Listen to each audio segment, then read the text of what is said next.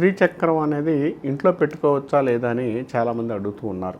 దీని మీద కూడా నాకు చాలా ప్రశ్నలు వచ్చినాయి. శ్రీచక్రం పెట్టుకోవచ్చా లేదా, శ్రీచక్ర ఆరాధన చాలామంది చేయొచ్చా లేదా.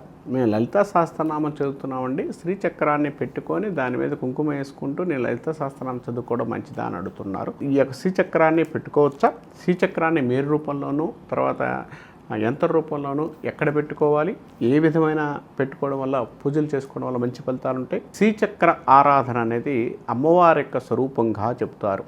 అంటే శ్రీచక్రాన్ని ఎవరైతే ఇంట్లో ప్రదర్శించారో ధనానికి అనుకూలంగా ఉండే అవకాశం ఉంది. అంటే మనకున్న కోటి దేవతలు తర్వాత అమ్మవారి యొక్క రూపంగా శ్రీచక్ర ఆరాధన ఉంటుంది. అంటే అమ్మవార్లు అయ్యవార్లు అందరూ కూడా శ్రీచక్ర కోణాల్లో ప్రతిదీ ఉండే అవకాశాలు ఎక్కువ ఉన్నాయి. అందుకని శ్రీచక్ర ఆరాధన ఒకటి చేస్తే మిగిలి ఏ కార్యక్రమం చేయకపోయినా కూడా ఇబ్బంది లేదనేది మనకి ఉవాచ, అంటే పురాణాల్లో మనకు చెప్పిన విషయం. ఈ శ్రీచక్రం అనేది అందరూ పెట్టుకోరాదు. ఎందుకంటే డైలీ దైవారాధన చేసేవారు, శ్రీచక్ర లలితా సహస్రనామం చదివేవాళ్ళు, తర్వాత శ్రీచక్రానికి రోజు కూడా పూజా కార్యక్రమాలు చేసేవాళ్ళు పెట్టుకోగలిగితే చాలా మంచిది.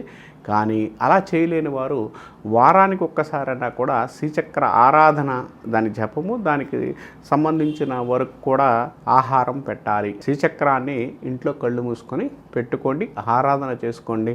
ఇంట్లో ధనానికి అనుకూలంగా ఉండే అవకాశం కలిగి ఉంటారు అని చెప్పొచ్చు.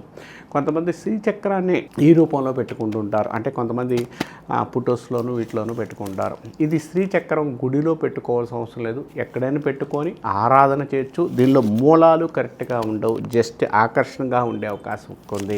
శ్రీచక్రాన్ని ఇప్పుడు కూడా మేరు రూపంలో పెట్టుకోవాలి. మేరు రూపంలో యంత్రధారణగా పెట్టుకోదలుచుకున్న మేరు కరెక్ట్గా ఉండాలి.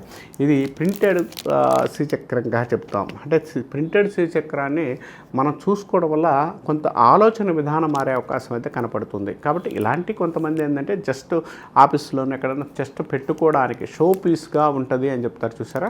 కొంత ఆరాధన కూడా జస్ట్ అట్లా చూడడం వల్ల కొంత ఎనర్జీ లెవెల్స్ పెరగడానికి అవకాశం ఉంటుంది. కానీ పూర్తిగా ఇక శ్రీచక్రాన్ని ఆరాధన చేసుకునే వాళ్ళు ఎవరైనా కూడా ఈ మేరు రూపంలో కోణాలు ఉన్నదాన్ని చూసుకోవడం వల్ల మంచిది. శ్రీచక్రం ఉన్న వారి ఇంట్లో ఎప్పుడు కూడా గడప దాటి వెళ్ళేటప్పుడు చెప్పులు కొంచెం ధూళి ఉన్నా కూడా శుభ్రం చేసుకొని ఆ శ్రీచక్ర ఆరాధన చేసుకోవడం. శ్రీచక్రాన్ని ఎప్పుడు కూడా దేవుడి గుళ్ళో దాన్ని కింద పెట్టకుండా ఒక పీట లాంటిది ఆసనం వేసి పెట్టుకోవడం వల్ల చాలా మంచి ఫలితాలు ఎక్కువగా ఉంటాయండి. శ్రీచక్రానికి లలిత సహస్రనామం చేసుకుంటూ దానికి ఆరాధన చేసుకుంటూ జస్ట్ అట్లా దాని మీద కుంకుమ వేసిన తర్వాత ఆ కుంకుమ డైలీ తీసి ధరించడం వల్ల మంచి ఎనర్జీ పాజిటివ్ ఇవ్వడానికి, ఆకర్షణ ఉండడానికి అవకాశం కలిగి ఉంటారు.